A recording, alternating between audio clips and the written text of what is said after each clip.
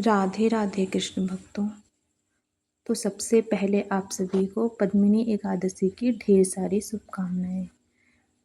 तो आज हम बात करेंगे कि पद्मिनी एकादशी पर हम ठाकुर जी की सेवा पूजा कैसे करें।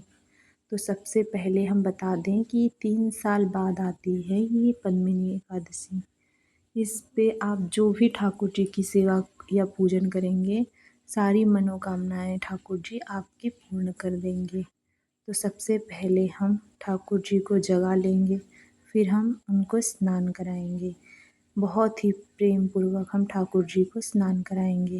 इन गर्मियों में लाला को ठंडे जल से स्नान करना बहुत ही अच्छा लगता है।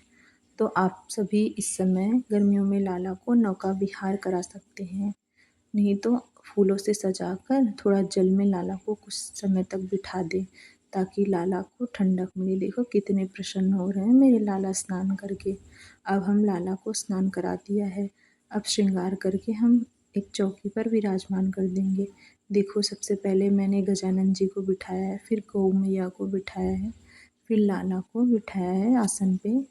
फिर इसके बाद हम थोड़े से फूल समर्पित कर देंगे। तो आपके पास जितने पुष्प हों आप लाला के आसपास रख दें, ताकि प्यारी प्यारी सी खुशबू आती रहे।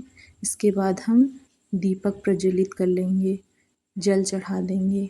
फिर इसके बाद हम लाला को भोग लगा देंगे। जो भी आपके पास भोग में हो वो आप लाला के को अर्पित कर दें, समर्पित कर दें। तो जो भी है आपके पास, दूध, दही या ऋतु फल में जो भी है आपके पास, वो लाला को चढ़ा दें। तो देखिए हमने लाला के आसपास ढेर सारे आम समर्पित कर दिए हैं, ताकि उनको प्यारी प्यारी सी मीठी मीठी खुशबू आती रहे और लाला मेरे प्रसन्न रहे।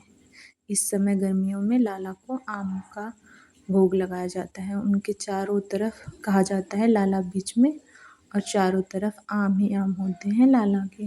देखो कितने प्रसन्न हैं लाला मेरे, आम की खुशबू ले रहे हैं।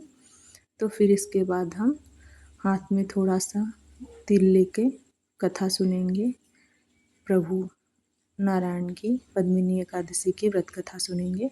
इसके बाद वो तिल फूल हम थोड़े से ठाकुर जी को चढ़ा देंगे, थोड़े से गजानन जी को। इसके बाद जो बचेगा एक लोटे जल में डालकर उसे सूर्य नारायण भगवान को अर्घ दे देंगे।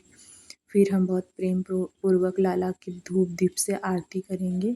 देखो एकदम प्रेम से। फिर आरती करने के बाद ठाकुर जी से थोड़ी दूर पे ही हम दीपक रख देंगे, ताकि उनको दीपक से गर्मी ना लगे।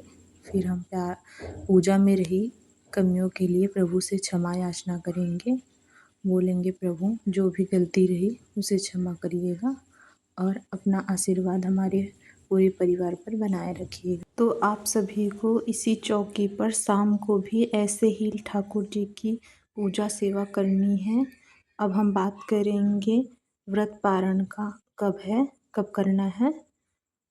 तो अगले दिन, एकादशी के अगले दिन 28 मई दिन गुरुवार को 5:25 से लेकर 7:56 के बीच में आपको व्रत का पारण कर लेना है। राधे राधे दोस्तों, कैसी रही ये वीडियो आप सभी प्लीज़ कमेंट करके बताना। अगर थोड़ी भी यूज़फुल हो तो प्लीज़ लाइक, सब्सक्राइब और कमेंट कर देना।